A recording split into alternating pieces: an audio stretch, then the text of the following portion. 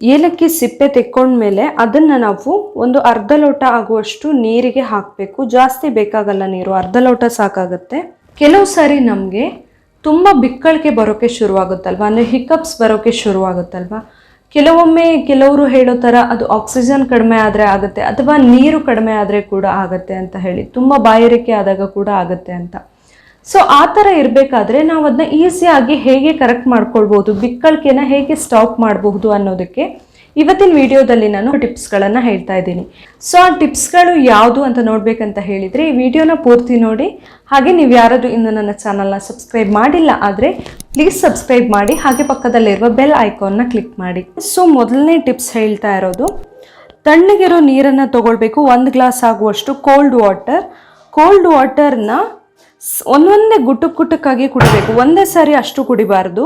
ಇದನ್ನ ಸ್ವಲ್ಪನೇ ಗುಟ್ಟಕ್ಕಾಗಿ ಕುಡಿದು ಖಾಲಿ ಮಾಡಬೇಕು. ಆವಾಗ ಕೂಡ ಬಿಕ್ಕಳಿಕೆ ನಿಲ್ಲುತ್ತೆ. ಎರಡನೇ ಟಿಪ್ಸನ್ನು ಹೇಳ್ತಾ ಇದ್ದೀನಿ. ಇದಕ್ಕೆ ಕೂಡ 1 ಗ್ಲಾಸ್ ಆಗುವಷ್ಟು ನೀರನ್ನು ತಗೊಳ್ಬೇಕು. ಅದಕ್ಕೆ ಅರ್ಧ ಟೀ ಸ್ಪೂನ್ ಆಗುವಷ್ಟು ವಿನೆಗರನ್ನು ಹಾಕಬೇಕು. ಅರ್ಧ ಟೀ ಸ್ಪೂನ್ ಆಗುವಷ್ಟು ವಿನೆಗರನ್ನು ಹಾಕಿ ಚೆನ್ನಾಗಿ ಮಿಕ್ಸ್ ಮಾಡಿ ಇದನ್ನು ಕೂಡ ಸಿಪ್ ಬೈ ಸಿಪ್ ಕುಡಿಬೇಕು. ಅಂದರೆ ಗುಟ್ಟಕ್ಕಾಗಿ ಸ್ವಲ್ಪನೇ ಕುಡಿಬೇಕು. ಆವಾಗ ಕೂಡ ಬಿಕ್ಕಳಿಕೆ ಕಡಿಮೆ ಆಗುತ್ತೆ. ಈಗ ಮೂರನೇ ಟಿಪ್ಸ್ ಹೇಳ್ತಾ ಇದ್ದೀನಿ. ಇದರಲ್ಲಿ ನಾವು 1 ಟೀ ಸ್ಪೂನ್ ಆಗುವಷ್ಟು ಸಕ್ಕರೆನ ತಗೊಂಡು ಆ ಸ್ಪೂನ್ ಕೂಡ ಬಾಯಲ್ಲಿ ಇಟ್ಕೊಳ್ಬೇಕು. ಒಂದೇ ಸಾರಿ ನುಂಗಬಾರ್ದು. ಅದನ್ನು ನಿಧಾನವಾಗಿ ಅದು ಕರಗಿ ಹೋಗೋ ತನಕ ಬಾಯಲ್ಲಿ ಇಟ್ಕೊಂಡು ನಿಧಾನವಾಗಿ ನುಂಗ್ತಾ ಇರಬೇಕು. ಆವಾಗ ಕೂಡ ಬಿಕ್ಕಳಿಕೆ ಕಡಿಮೆ ಆಗುತ್ತೆ.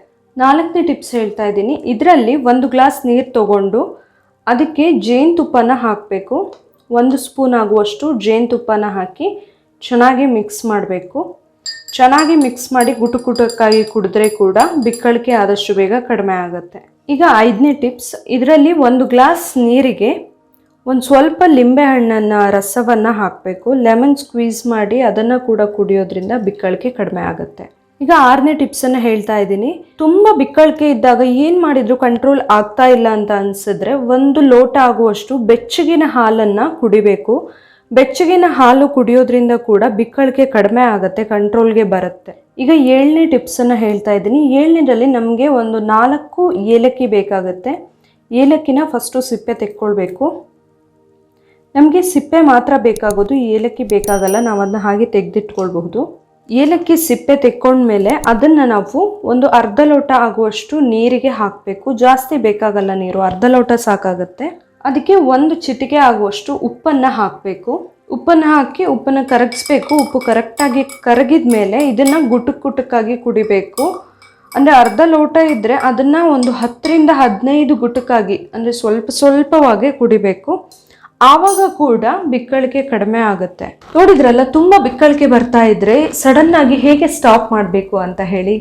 ಇವತ್ತು ನಾನಿಲ್ಲಿ ಹೇಳಿರುವಂತಹ ಟಿಪ್ಸ್ಗಳು ನಿಮಗೆ ಇಷ್ಟ ಆಗಿದ್ರೆ ಪ್ಲೀಸ್ ನನ್ನ ಮನೆ ಮತ್ತು ಯೂಟ್ಯೂಬ್ ಚಾನಲ್ನ ಸಬ್ಸ್ಕ್ರೈಬ್ ಮಾಡಿ, ಹಾಗೆ ಈ ವಿಡಿಯೋನ ಲೈಕ್ ಮಾಡಿ, ಹಾಗೆ ಶೇರ್ ಮಾಡಿ. ಹೀಗೆ ನನ್ನ ಎಲ್ಲ ವಿಡಿಯೋಗಳನ್ನು ನೋಡಿ ಸಪೋರ್ಟ್ ಮಾಡ್ತಾ ಇರಿ. Thank you.